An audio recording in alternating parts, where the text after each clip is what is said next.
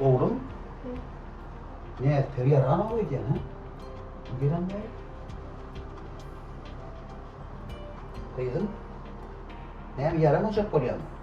Hava kirleme ağrıyor. Vah be.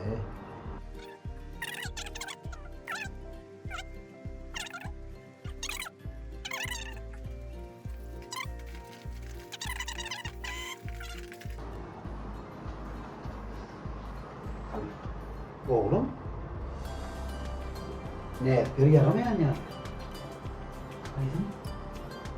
Ne bir yaramayacak oluyor mu? Hava kirleme ağrıyor. Kelle mi ağrıyor? Ya karıştırdım.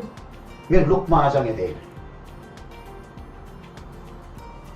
Eğer düğme alamatlarını duysanız, Lukman suratı, Lukman'ı yuttu. Gözünüzü, burnunuzu ağrına değmeklikten saklanın.